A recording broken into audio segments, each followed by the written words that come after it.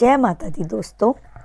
हिंदू धर्म की विविध और गुण परंपराओं में शिव और काली की लीला सबसे रहस्यमयी, शक्तिशाली और चेतना को झकझोर देने वाली मानी जाती है।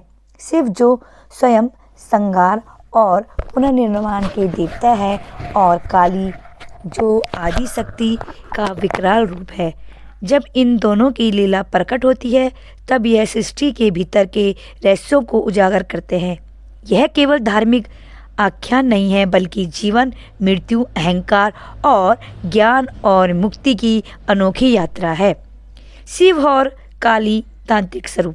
शिव पूर्ण विरक्ति के प्रतीक, योगेश्वर, सृष्टि के परे स्थित आत्मज्ञान के आदर्श। उनका मौन ही उनकी वाणी है। वे ना तो केवल रचयिता है, ना केवल संहारक, वे शून्य और अनंत दोनों हैं। काली समय की अधिष्ठात्री, अज्ञान और अहंकार का विनाश करने वाली, प्रेम में पागल, भक्ति में लीन। उनका रूप विकराल है परंतु आंतरिक स्वभाव और अत्यंत कोमल और करुणामयी है। शिव और काली दोनों ही द्वैत से परे स्थित है। शिव जहाँ चेतन है वहाँ काली चेतना की शक्ति है। शिव सब है यदि शक्ति काली न हो। काली का प्रकाट्य क्रोध और करुणा का संगम। कथाओं के अनुसार जब राक्षस रक्तबीज का आतंक पृथ्वी पर बढ़ गया तब देवताओं ने शक्ति से प्रार्थना की। देवी ने विकराल रूप धारण किया। काली के रूप में उन्होंने रक्तबीज को युद्ध में परास्त किया, लेकिन हर बूंद से नया रक्तबीज उत्पन्न होता गया। तब काली ने उसका रक्त पीना शुरू कर दिया और उसका अंत किया, परंतु युद्ध की उग्रता में काली विकराल हो गई। वे किसी को नहीं पहचान रही थी। उनका तांडव आरंभ हो चुका था। संपूर्ण ब्रह्मांड कांप उठा। शिव का लीला प्रवेश। जब संहारक को रोकना पड़ा, देवता भयभीत हो गए। ब्रह्मा और विष्णु भी असमर्थ थे। तब उन्होंने भगवान शिव से प्रार्थना की कि वे काली को शांत करें। शिव जानते थे कि यह कार्य बल से नहीं, केवल प्रेम और समर्पण से ही हो सकता है। शिव काली के मार्ग में लेट गए, निश्चल, निष्क्रिकार। जैसे ही काली ने शिव पर पैर रखा, उनकी चेतना जागी। उन्होंने तुरंत शिव को पहचाना और लज्जित होकर अपनी जिह्वा बाहर निकाल ली। यही वह प्रसिद्ध चित्र है जहाँ काली की जीभ बाहर है और वह शिव पर खड़ी है। यह दृश्य एक सामान्य पौराणिक चित्र नहीं बल्कि आध्यात्मिक जागरण का बिंब है। शिव पर पैर रखना। शिव स्वयं अहंकार रहित परम तत्व है। जब शक्ति भी विकराल ग्रस्त हो जाए, जैसे क्रोध, अंधता, तब केवल निर्विकार शिव ही उसे जागृत कर सकते हैं। काली की जीभ बाहर आना यह पश्चाताप का नहीं, जागरण का प्रतीक है। जैसे ही उन्होंने शिव को पहचाना, वे चेतना में लौट आई। शिव का मौन हस्तक्षेप। शिव ने युद्ध नहीं किया, ना ही काली को रोका। केवल प्रेम, मौन और समर्पण से उन्होंने लीला को शांत किया। यही योगी का मार्ग है।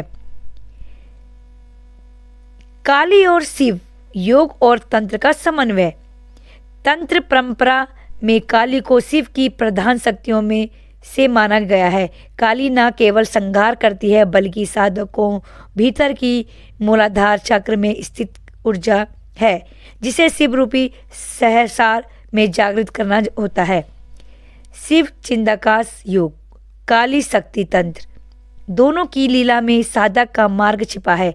जब भीतर काली जागती है तब ब्रह्म जगत की सारी सीमाएं टूटने लगती है और शिव भीतर प्रकट होते हैं, शांति, मौन और ब्रह्मानंद के रूप में। काली का तांडव, मानव चक्र का, मानव मन का प्रतीक। काली की उग्रता मानव के भीतर की वासना, क्रोध, भय और अंधकार की प्रतीक है। जब ये विकराल रूप ले लेते हैं तब व्यक्ति स्वयं को भी नहीं पहचान पाता। केवल शिव यानी विवेक, चेतना और मौन ही इस स्थिति से मुक्त कर सकते हैं। यह लीला बताती है कि बाहरी राक्षस से अधिक खतरनाक भीतरी राक्षस है। शिव और काली का प्रेम, आत्मा और शक्ति का युग। कई तांत्रिक कथाओं में शिव और काली के मिलन को ब्रह्मांडीय समरसता का प्रतीक माना गया है। यह केवल पति पत्नी की कथा नहीं, बल्कि आत्मा और शक्ति, पुरुष और प्रकृति, स्थिरता और गति का संगम है। इस मिलन में ना कामना है, ना भोग, केवल पूर्णता है। जब साधक की चेतना इस स्तर पर पहुंचती है, तब शिव और काली की लीला उसके भीतर घटने लगती है। समकालीन दृष्टिकोण, मनोवैज्ञानिक और दर्शन में काली और शिव की लीला को आधुनिक मनोविज्ञान भी एक प्रतीक रूप में देख सकता है। काली अचेतन मन की ऊर्जा जो नियंत्रण से बाहर हो सकती है। शिव चेतन मन जो जब मौन और सजग होता है तभी अचेतन को संभाल सकता है। यह लीला हर व्यक्ति के भीतर घटती है।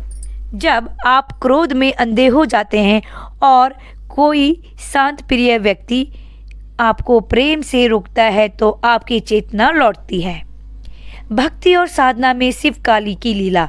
शिव और काली की उपासना सामान्यतः पूजा नहीं है, यह आत्मिक परिवर्तन का मार्ग है।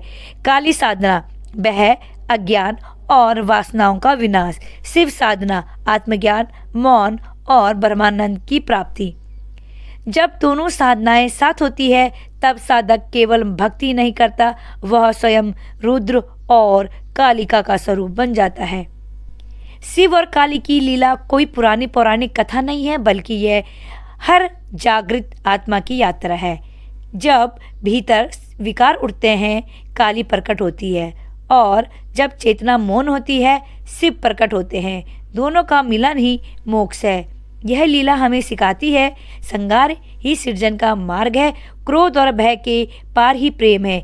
चेतना जब मौन होती है तभी शक्ति नियंत्रित होती है। शिव और काली केवल देवता नहीं, हमारे भीतर के तत्व है, जिन्हें जागृत कर हम अपने जीवन को एक दिव्य लीला बना सकते हैं। जय माता दी दोस्तों। माँ काली और भोले बाबा की कृपा आप पर सदैव बनी रहे। अगर आप चैनल में नहीं आए हैं तो चैनल को सब्सक्राइब कर दीजिए, साथ ही साथ बेल आइकन को जरूर दबाइए, जिससे आप तक मेरे नोटिफिकेशन